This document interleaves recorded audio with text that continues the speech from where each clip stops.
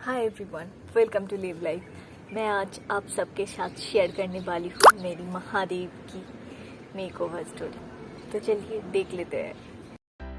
मेरी एब्सेंस में मेरी दादी ने मूर्ति को नहला दिया है और मूर्ति की कलर भी वॉश ऑफ हो गई है और बहुत सारी जगह मूर्ति डैमेज हो गई है।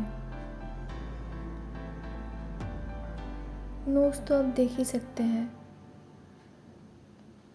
बहुत सारे घरों में ऐसी मूर्ति को विसर्जित कर देते हैं, पर हमारे घर में ऐसा नहीं है। इसके पीछे एक स्टोरी है, तो फिर मेकओवर के साथ साथ स्टोरी भी। ओके, पहले मैं एक ब्रश की हेल्प से इस मूर्ति की डस्ट को हटा रही हूँ। स्वामी विवेकानंद जी को तो आप सब जानते ही होंगे। उनके जो गुरु थे रामकृष्ण परमहंस देव जी, वो काली माता के बहुत बड़े भक्त थे। रानी रासमणी जी के मंदिर की पुजारी थे। उस मंदिर वेस्ट बंगाल की नॉर्थ 24 परगना डिस्ट्रिक्ट की दक्षिणेश्वर में लोकेटेड है। आप चाहते हैं तो विजिट कर सकते हैं। मैं यहाँ फेविक्रिल की रेजिन एंड हार्डर मिक्स करके यूज़ कर रही हूँ। आप चाहे तो किसी भी एयर ड्राई क्ले को यूज़ कर सकते हैं। अगर आपको स्टिक करने में प्रॉब्लम आए तो आप ग्लू की हेल्प भी ले सकते हैं। मैं यहाँ पे पूरी काम हाथ, ट्विज़र एंड यूपिन की हेल्प से ही कर रही हूँ। तो स्टोरी पढ़ते हैं। एक दिन किसी कारणवश रानी रासमणी जी के गोपाल जी की मूर्ति डैमेज हो गई। पंडितों ने कहा, डैमेज मूर्ति को घर पे रखना अशुभ होगा, इस मूर्ति को विसर्जित कर देना ही सही रहेगा। और तब उस जगह रामकृष्ण जी आए और सब कुछ सुनने के बाद कहा रानी रासमणी जी से, यहाँ पर एक छोटा सा डिस्क्लेमर है, और वो ये है, रानी रासमणी जी की 4 बेटी थी, कोई भी बेटा नहीं था।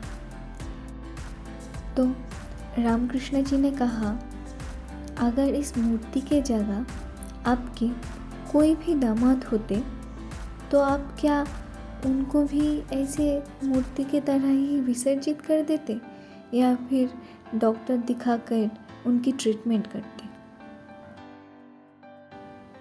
तब रासमणी जी ने कहा, बेशक डॉक्टर ही दिखाती, ट्रीटमेंट करती।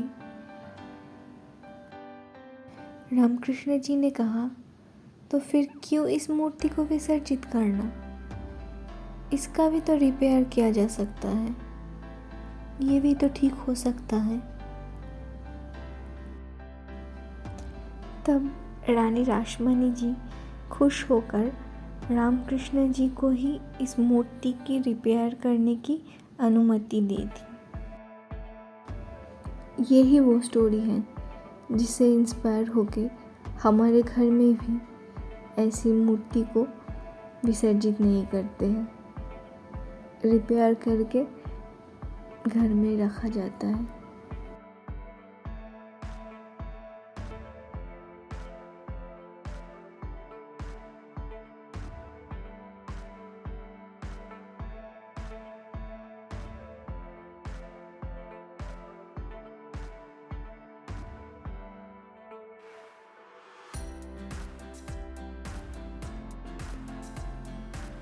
मैं इस मूर्ति को मेटालिक लुक देना चाहती हूँ, इसलिए इसके बेस में मैं ब्लैक कलर कर रही हूँ। ये ब्लैक कलर कैमल की फेब्रिक कलर है। मैं इस कलर में कोई भी पानी या फिर थिकनर कुछ भी मिलाया नहीं हूँ। और पेंट में पानी मिलाने से ये पेंट करने के टाइम बबल्स क्रिएट होते हैं, तो फिनिशिंग बहुत ख़राब लगती है।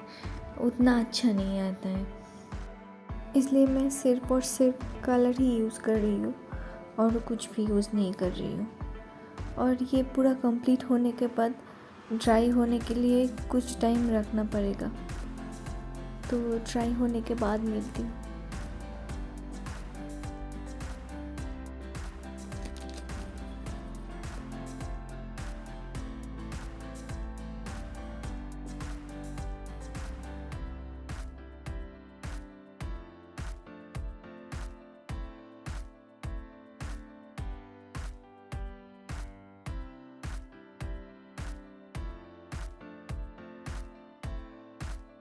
मूर्ति सूख चुकी है। अब मैं इसके ऊपर गोल्डन डस्ट कलर यूज़ कर रही हूँ। आप चाहे तो सिल्वर डस्ट कलर भी यूज़ कर सकते हैं। हल्का हाथ से ही ये अप्लाई हो जाता है। मैं यहाँ पर एक डिस्क्लेमर देना चाहती हूँ।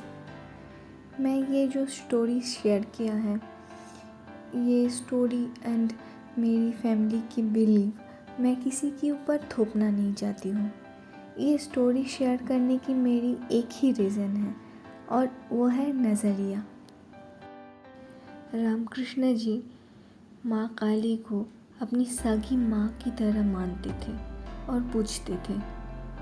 मैं सिर्फ यही कहना चाहती हूँ कि ये शगुन अपशगुन ये सब से उभर कर हम ऐसे भी देख सकते हैं, ऐसे भी सोच सकते हैं। हर एक रिचुअल्स खूबसूरत है, हर एक रिलीजन खूबसूरत है, हर एक कल्चर खूबसूरत है। मैं दिल से सबकी रिस्पेक्ट करती हूँ और यूनिटी एंड डाइवर्सिटी तो इंडिया की जान है। और रामकृष्ण जी की ही तो एक बानी है, जो तो मौत तो पौत। मतलब जितने लोग उतने ही सोच विचार और उतने ही रास्ता। आपकी सोच विचार भी मुझे कमेंट में ज़रूर कह सकते हैं।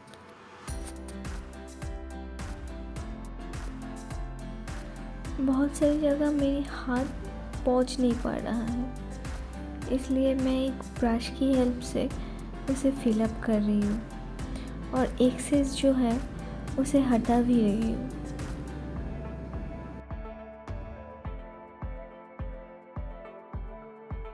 मेरे पास अभी कोई भी मॉड पॉज ग्लू या वार्निश नहीं है, तो मैं आपको अप्लाई करके नहीं दिखा पा रही हूँ। आप चाहे तो इसे अप्लाई कर सकते हैं और नहीं तो नहीं भी कर सकते हैं।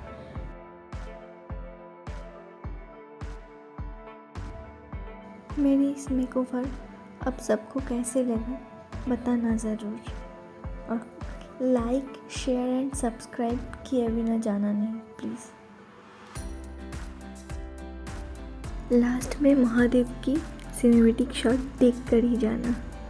मैं मिलूँगी एक नए वीडियो के साथ, तब तक के लिए लिव लाइफ।